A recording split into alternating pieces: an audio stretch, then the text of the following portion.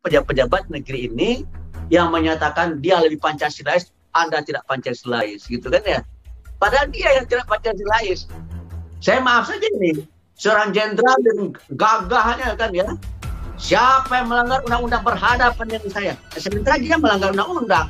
Ini saya melihat ya, para penegak hukum ini ya merasa dirinya benar sendiri saja gitu. Ya maaf ini, ya saya mungkin konsekuensinya saya mungkin juga bisa ditahan kayak Habib Rizik juga saya. Tapi bagi saya ya yang saya anggap benar ya harus saya sampaikan, jangan bermain-main dengan keadilan. Dan jangan sekali-kali mempermain-mainkan itu ya. Anda boleh sukses di dunia ini ya, tetapi ingat ya, Anda akan diseret di depan pengadilan Tuhan, pengadilan yang hak, di mana mulut Anda akan terkunci ya. Beberapa hari ini saya sering sekali diwawancari oleh wartawan. Ini bagaimana Pak Andra Bas? Demo ada di mana-mana ini sementara COVID. Gitu. Ini kan berbahaya. Tolong himbau Pak Andra Bas supaya mereka tidak demo. Saya bilang begini, emangnya mereka demo kenapa? Nah, salah satu itu alasnya adalah karena Habib Rizik ditangkap, begitu kan, ditahan. Nah, jadi kalau begitu yang dilakukan oleh demonstran itu apa itu? Aksi apa reaksi? Saya tanya kepada wartawan, itu yang dilakukan oleh orang yang berdemo yang ribuan itu aksi apa reaksi? Kalau aksi itu muncul murni dari dalam dirinya, tapi kalau reaksi ada penyebabnya. Nah, lalu wartawan itu menyatakan kepada saya, itu reaksi Pak Andra Bas. Reaksi terhadap apa? Ya reaksi terhadap Habib Rizik ditahan, dipenjarakan gitu kan.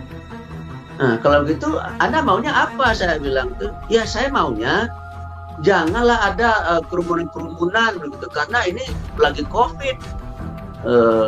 So kalau penularan dari virus COVID ini, virus corona ini ya akan sangat cepat membiaknya kalau ada orang berkumpul-kumpul. Jadi dia menyarankan kepada saya supaya jangan ada orang berkumpul-kumpul.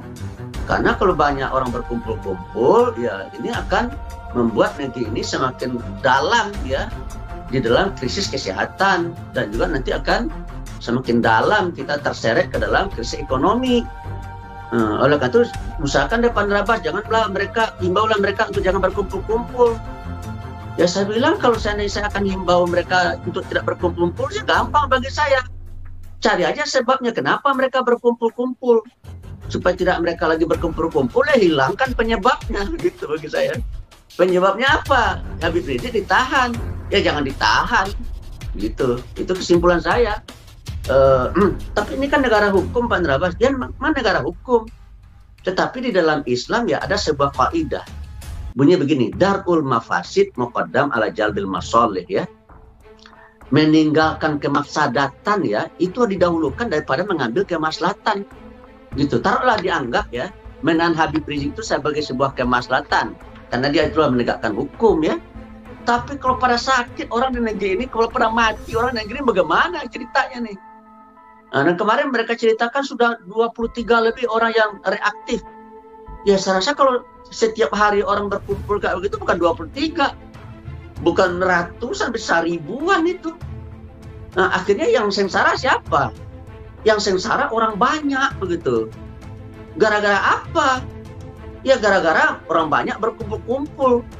Kenapa orang banyak berkumpul-kumpul? Karena Habib Rizik ditahan, di penjara gitu kan.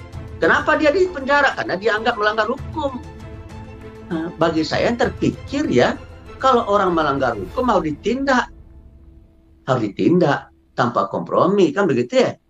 Cuma cara menindaknya kan bisa bermacam-macam. Ya, bisa dia ditahan di penjara, bisa dia dikenakan tahanan kota, bisa dia dilakukan tahanan rumah, kan bisa itu pilihan-pilihan itu. Nah, oleh karena itu menurut saya ya, penegakan hukum di negeri ini menurut saya ya hanya didekati dari sisi hukum semata ya, tidak melihat dan mempertimbangkan dampak buruknya. Nah, pertanyaan saya, itu baik apa tidak Pak Andra Bas? Kalau kita bicara baik dan buruk ya, dari sisi penegakan hukumnya dia benar. Ya, tetapi kalau kita lihat dalam perspektif yang lebih luas dari kehidupan bermasyarakat, ya dari kehidupan berekonomi, dari sisi kesehatan, ya buruk menurut saya. Ya, menegakkan hukum, tetapi mafsadat yang ditimbulkannya jauh lebih besar daripada maslahatnya. Nah, oleh karena itu saya menghimbau, ya kalau kalian ini tidak mau COVID ini bersih merajalela, ya jangan ada orang berkumpul-kumpul, gitu kan. Kalau mereka demo karena Habib Rizik ditahan, ya menurut saya silakan ditahan, tapi jangan tahan di penjara. Tahan kota aja, karena dia ada di Petamburan, ya nggak boleh keluar kota Jakarta, gitu kan. Ke Bekasi nggak boleh, ke BSD nggak boleh, gitu kan. BSD itu kan bukan Jakarta kan, gitu kan. Dia boleh berputar-putar di Jakarta, di Jalan Sudirman, Jalan Tamrin, silakan, gitu kan. Tapi nggak boleh kalau Jakarta dah harus lapor. Itu kan bisa seperti itu. Tetapi saya melihat ya, para penegak hukum ini ya merasa dirinya benar sendiri saja gitu. Ya maaf ini, ya saya mungkin konsekuensinya saya mungkin juga bisa ditahan kayak Habib Rizik juga saya. Tapi bagi saya ya yang saya anggap benar ya harus saya sampaikan, meskipun risikonya ya saya juga sudah bilang sama istri saya dan anak-anak saya ya, umur saya sudah 66 tahun ya. Saya hanya mencari keridhaan Allah ya. Saya tidak ingin jadi ini jadi itu ya. Mungkin kalau orang teman-teman saya berjuang mungkin bakal mengintip-intip jadi komisaris di sini, menjadi direktur di sana kan gitu ya. Kemudian kalau bisa jadi menteri, kalau bisa jadi wapres, jadi cawapres gitu kan.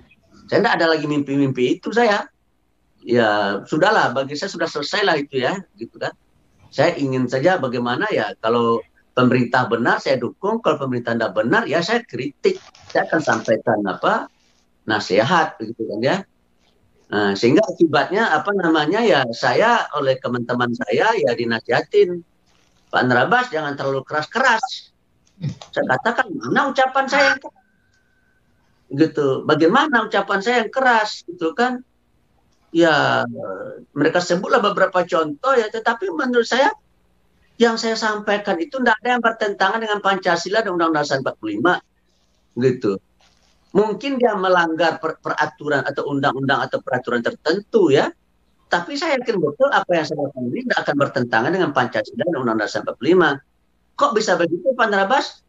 Karena bagi saya ya saya sudah kaji yang namanya Pancasila dan Undang-Undang Dasar 45 itu menurut saya adalah sebuah produk pemikiran ya yang maaf ini mungkin kita akan berbeda pendapat ya. Menurut saya sangat tercerahkan dan dicerahkan oleh firman-firman Allah.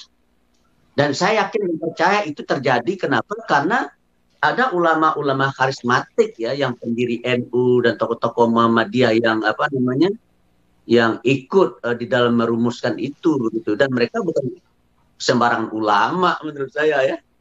Nah, oleh karena itu pasal-pasal yang ada dalam Undang-Undang 45 itu memang pasal-pasal yang memang sudah dicerahkan dan tercerahkan oleh nilai agama. Dan orang menyatakan Bung Hatta itu adalah nasionalis sekuler. Saya betul-betul bantah itu karena disertasi saya tentang Hatta. Hatta itu bukan seorang nasionalis sekuler, tapi Hatta itu adalah seorang nasionalis yang Muslim, yang taat, gitu. Nah, karena dia punya prinsip dan pendirian begini.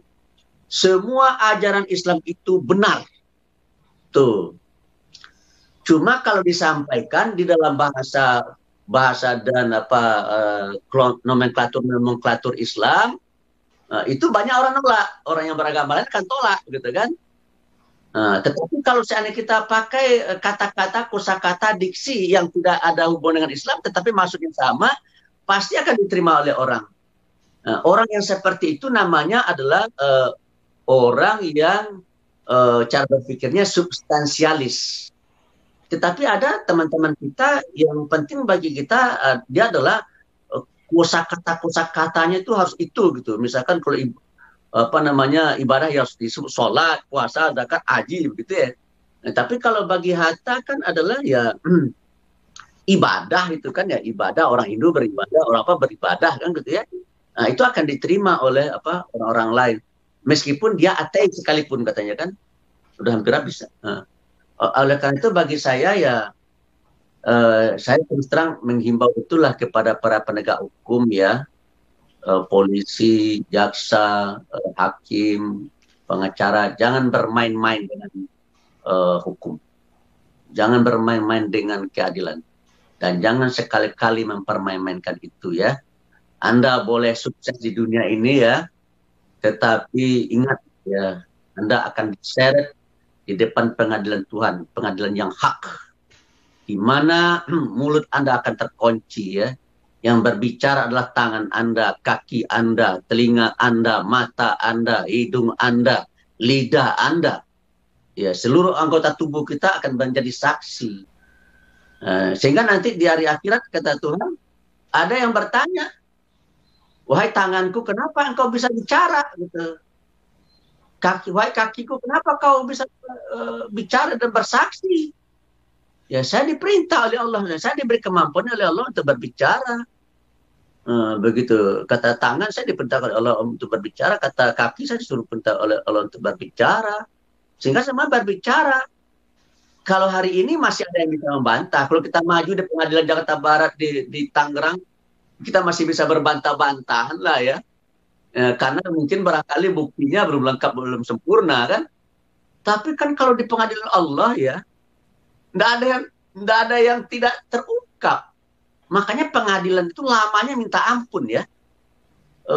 Ini sekedar contoh saja. Jangan Bapak kira pengadilan itu akan selesai seminggu, 2 minggu, atau setahun, 2 tahun.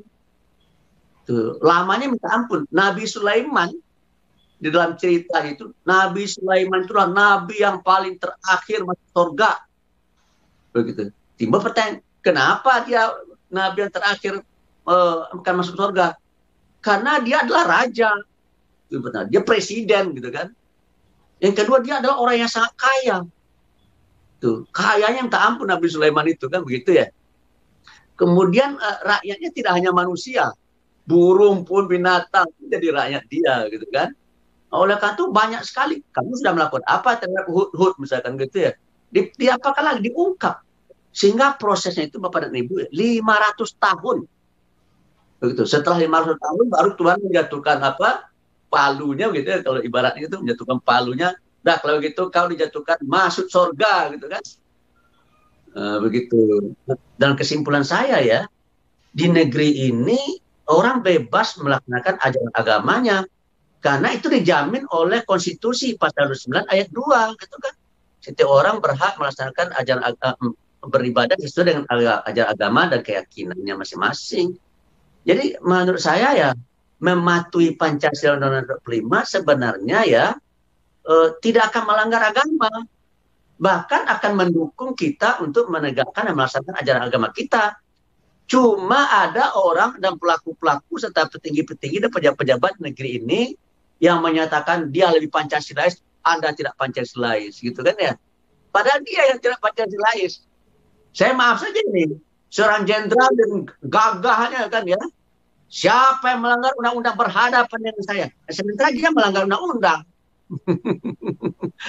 Tugas tentara itu kan itu kan gitu ya. Tugas tentara itu bukan menurunkan baliho. Itu yang menurunkan baliho itu dalam peraturan itu tugas Satpol PP itu. Satpol PP itu di bawah gubernur, instruksinya dari gubernur, bukan tentara. Jadi oleh karena itu menurut saya ya, banyak sekali orang menganggap dirinya hebat, dirinya serba tahu ya. Sementara dia tidak hebat, dia tidak tahu gitu. Oleh karena itu makanya ada tawasau bil haq, tawasau bis sobri gitu ya. Nah, kita udah ingatkan, saya sebagai Sekjen MUI waktu itu ya sudah mengingatkan, ya kan ini tidak benar, cara begini tidak benar gitu kan. Tapi dia terus saja, ya silakan saja terus. Nanti kita ketemu aja di padang mahsyar, gitu. Kita ketemu di padang mahsyar ya ngobrol-ngobrol lah kita di padang mahsyar nanti kan bagaimana nasib kamu, bagaimana nasib saya kan gitu kan ya. Nah, oleh karena itu saya punya keyakinan kepercayaan ya. Siapa yang tidak beriman kepada Allah pada hari akhir ya siap-siap sajalah, dan tidak usah diacarakan acara meninggal hari, menuju hari, 40 harinya atau 20 hari, membuang-buang duit saja itu. Membuang duit saja itu tidak usah, lebih baik saja orang lain bermanfaat sekali. Kecuali kalau dia memang orang baik, ya dia tolong dilihat ya 10 kriteria aliran sesat di MUI itu ada 10. Itu mungkin barangkali bisa diakses di Google ya, 10 kriteria aliran sesat MUI. Dan orang yang tadi itu masuk kriteria sesat itu. Ya orang yang sesat itu dolin. Maka doa kita kan wairil maghdubi alaihim waladdallin gitu. Yeah. Dimarahi oleh Allah dan sesat. Terakhir ini, bagaimana menegakkan keadilan gitu ya? Bagaimana upaya masyarakat secara umum untuk menyampaikan atau mengingatkan kepada pemerintah agar kembali kepada undang-undang dan peraturan, nah, gitu. Iya, bagi saya undang-undang dan peraturan. Bagi saya undang-undang dan peraturan itu, undang-undang itu kan dibuat ya. Undang-undang itu statusnya negeri ini di bawah konstitusi, di bawah Undang-Undang Dasar 45 ya. Makanya menurut saya tidak boleh ada undang-undang di negeri ini yang bertentangan dengan Undang-Undang Dasar tahun 1945. Tuh. So, dalam keyakinan saya ya, kalau undang-undang itu betul-betul diturunkan jiwanya, semangatnya dari Undang-Undang 45, negeri ini aman, yakin saya. Gitu ya. Nah, terus kenapa kemarin ribut Pak Drabas tentang Undang-Undang Cipta Kerja? Ya baca aja. Yang 1001 halaman itu baca aja. Banyak yang menyimpang dari apa? Dari nilai-nilai yang ada di dalam Undang-Undang Dasar 45. Makanya banyak teman-teman yang ingin melakukan judicial review. Tapi ketika bicara judicial review, teman-teman juga ragu. Apa bisa menang apa tidak gitu kan? Ya karena kepercayaan masyarakat terhadap dunia pengadilan kita terhadap sudah terusik gitu ya. Ya, nih cepet. Nah, kalau mereka begini sudah enggak usah lah, capek-capek aja gitu kan, karena udah tahu hasilnya. Ya, jadi bagi saya ya, oleh karena itu menjadi wajib lah hukumnya bagi kita ya. So, negara tanpa polisi menurut saya repot juga nih. Negara enggak ada polisinya ya bahaya menurut saya. Negara tanpa jaksa juga berbahaya, negara tanpa hakim juga berbahaya. Negara tanpa ada pengacara menurut saya ya repot juga ya. Tugas pengacara itu kan memberikan perspektif ya, bukan dia yang memutuskan gitu. Jadi tugas pengacara itu sebenarnya mulia gitu kan ya. Ya, oleh karena itu kita perlu institusi-institusi itu kita sangat perlu. Cuma kita ingin polisi yang mendapatkan trust dari masyarakat gitu. Ya, kita butuh polisi tapi bukan sembarang polisi yang kita butuhkan. Polisi yang dipercaya oleh masyarakat, yang menegakkan keadilan gitu kan ya.